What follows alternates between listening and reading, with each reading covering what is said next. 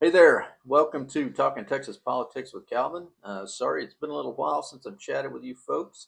There's been a lot going on, particularly in the Texas legislature regarding school choice.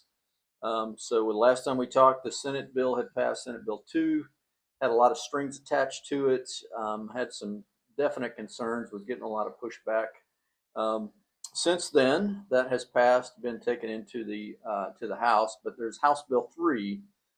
So House Bill 3 has less strings attached, so it is a little bit better in that area, but still has some of the same concerns. There's still a pretty heavy price tag to that. So I'm going to talk a little bit about that today. So one thing that I did want to say though is that there is a lot of emotions on both sides of this issue. There seems to be a lot of energy involved. And so, one thing I would encourage everyone is to remember that these are our brothers and sisters that we are talking to or about. Um, so, there's no reason to not speak your mind, but always try and be respectful. You're going to get a whole lot better outcome if you're respectful, especially considering a lot of these folks are probably consider you friends or that sort of stuff. So many of the folks who support this, I donated money to, or I knocked on doors for, or I've supported them publicly through endorsements and that sort of stuff. And at the end of this, I'm gonna I'm gonna support them as well because of many of the other things that they're doing. So take a look at what your reps are doing and see if they are um, see if some of their other legislation, you know, fits what you would expect from them. And each of them have to do what they have to do. So, so just keep that in mind as you're interacting on social media and that sort of stuff. Now, I am not saying don't share your concerns. I'm not saying that you should support something that you don't like. And so, with all of those disclaimers in place, House Bill 3 still has some gaps. And one thing that I'm really struggling with is how a conservative could think that this particular legislation was conservative. So, no matter how you frame this, you are spending an additional $1 billion at least of taxpayer money um, to kick off this program for the school choice for the educational savings accounts.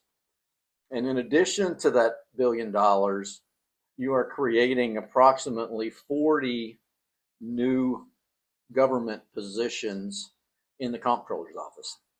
So, so this whole idea that this is somehow conservative, when you're growing government, you're expanding government, and you're growing the bureaucracy, I can't get there that this is conservative legislation. It may be what some folks feel they need on the school choice side of things, but it is absolutely 100% not conservative legislation.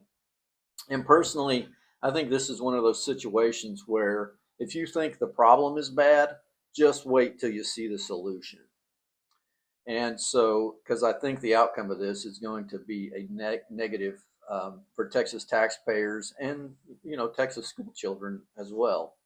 And so, um, how does that relate maybe back to, let's say, property tax?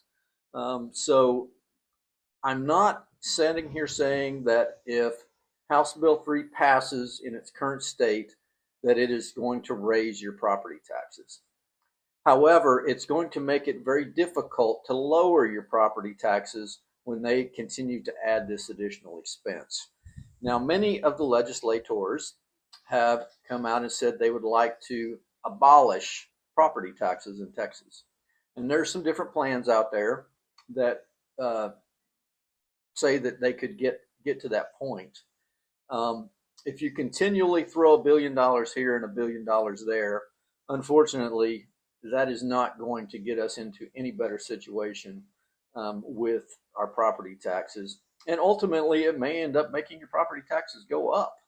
So, to put this kind of in context, they have about $24 billion of a surplus to work with this session. Now, I think they should just give that $24 billion back to the taxpayers and reduce our tax burden. However, of course, they're not going to do that. So the latest estimates are about $5 billion. And the way that that money is kind of set aside, you have money that was already allotted for tax reductions. And so I'm not sure that of the 24 billion, that entire 5 billion would would come off of that. But when they're starting a new program such as this and spending at least $1 billion, and I think some of the estimates have that costing more of $2 million, but we won't know until the end, until the bill's actually passed, and how many people qualify for that, how much it's going to cost. But it's going to make it very difficult to reduce taxes, and eventually, if this program continues, I could see it raising your taxes, because this is not going to impact the funding level for public schools. So, just a couple of thoughts of the day. I know I haven't talked to you all in a while. The hearing for House Bill 3 will be next Tuesday, March 11th. And so hopefully I will see you in the Texas Capitol, because you will see me there, and I'll be testifying on this bill. And unfortunately, I'm not going to be able to support this bill as it's currently written. So one of the things that I would really like to see is I would like to see homeschool completely excluded from this bill. I'm pretty sure that's not going to happen. And if it did, I still have some definite concerns, because it's just simply not a conservative bill. And again, it's one of those things where if you think the problem that government creates is bad, just wait till you see the solution. So thank you very much. Thanks for listening. God bless you, and God bless Texas.